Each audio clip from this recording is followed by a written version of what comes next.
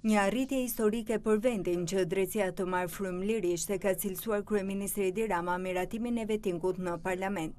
Gjatë një takimi me fermerët në Mans, kryeministri Edi Rama u zotua se ka ardhur në qeveri për të bërë shtet dhe për të patur larg sistemit të drejtësisë njerëzit e korruptuar. Vetëm kur pallati i drejtësisë të pastrohet nga gjykata për të korruptuar, atëherë do filloj drejtësia e re, përpara të cilës do jenë gjithë barabartë dhe atëherë patjetër që dhe politikanët që kanë bërë zullume, për cilat drejtësia do t'i kërkojë llogari, do paraqiten para drejtësisë dhe do marrin dëshkime merituar. Natyrisht që njerëzit nuk kanë faj, janë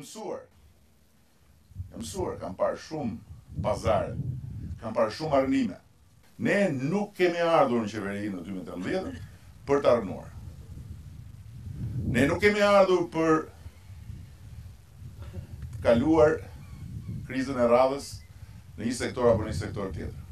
Ne kemi ardhur për të operuar deri në palc dhe do pastroj gjithë metastazat e kancerit në sistem. Kryeministri Rama tha se korrupsioni në Pallatin e Drejtësisë është një nga arsyet që sot procesi i dhënies së titujve të pronësisë po ecën me ritme të ngadalta. Enver Hoxha i shpronsoi gjithë. Ama të gjithë dokumentat e pronës i mbyllin kasafort. Mund t'i kishte djeg. Çe kush do të ndalonte?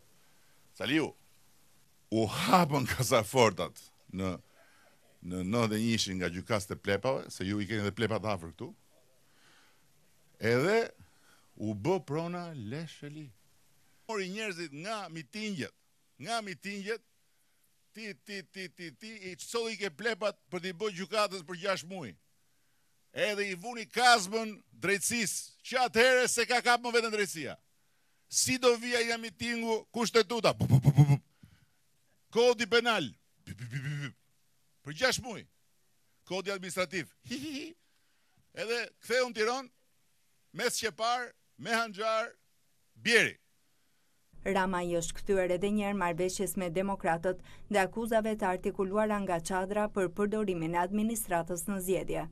Dhe nuk rri gjithkohës duke thënë më vodhe. Ç'a të vodha? Ishe vet.